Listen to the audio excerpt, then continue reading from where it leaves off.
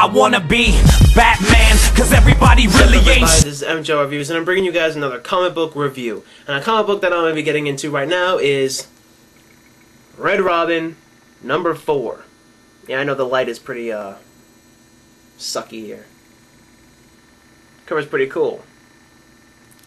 Now, we all know that Red Robin, he's going on his little adventures, trying to find out where the hell Bruce Wayne is. Why is he missing? This, that, and the other. Now, in the beginning of this, it shows him in Gotham City, and he's determining on whether or not where he should go, where to look, what to do, when, you know, Dick Grayson, he pulls up in his little, I think it was the car? Yeah, I think he pulled up in the car or his motorcycle. Pulled up behind him. He's like, yo, we have to talk.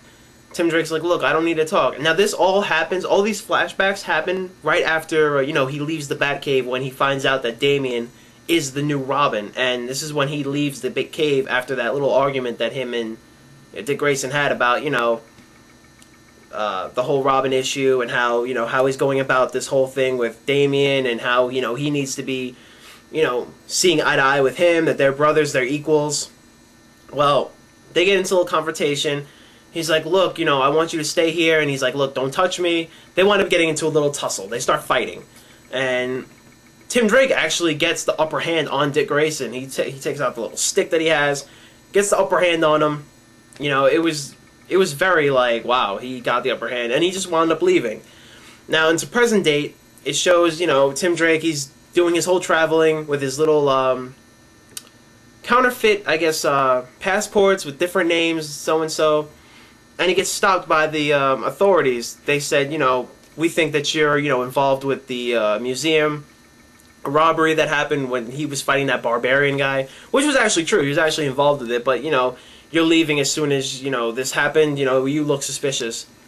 It turns out Z winds up helping him out. Now, Z, Peru, and Owens, these are the people that were helping out.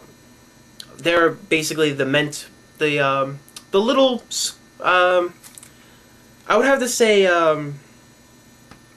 they're involved with Ra's al Ghul. They're like his little, he's their mentor and they're their little students. They have the assassins.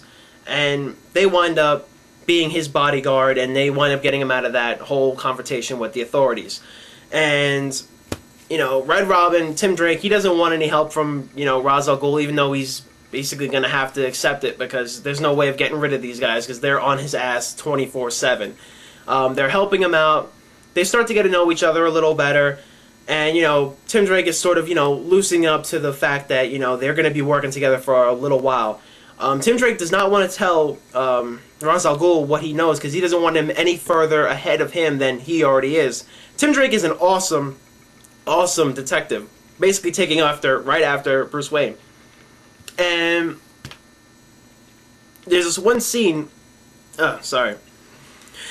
They get up to this one part where they're in the desert and he winds up finding a cave, and I don't remember how he finds this cave, but he winds up finding this cave and he's looking in it and he's like, I knew Bruce Wayne wasn't dead, he's just lost. And you see like carved into the stone a bat symbol. And this shows out like basically what happens in the, you know, the Final Crisis, where you see a caveman, he has the little shadow and whatever, doing the, you know, drawings and stuff like that. And this shows, you know, the architectural structure of the bat symbol, showing, you know, that's been there for a long time, and, you know, he's just lost. He's lost in time. And he winds up staying in that cave for an hour, you know, just looking at it. He gets out. Peru, Owens, and Z, you know, they're like, well, are we done here, this, that, and the other? And, you know, Red Robin's like, yeah, let's get out of here. All of a sudden, this asshole comes out of nowhere called the Widower, winds up killing all three of the assassins, you know, Owens, Peru, and Z. He winds up killing them that easily. He winds up killing them, kicking Robin's ass, stabbing him in the stomach. You know, Red Robin, you know, he's passed out in the grass, I mean in the sand, bleeding out, and he just blacks out, and that's the end of the comic book. And it's like, what the hell? This asshole, the Widower, in the weakest looking costume I've ever seen. He looks like the Monarch from the Venture Brothers, like so lame. So it's actually a really cool comic book. I mean, the Red Robin series is really good. So you should definitely jump on it if you want to just keep up to it. If not, then, you know, you just watch my reviews and I'll tell you what happens in it. So, but it's a really cool comic book. Really cool. So that's my review for the Red Robin. I'm going to catch you guys later in my other reviews. Stay tuned, everybody.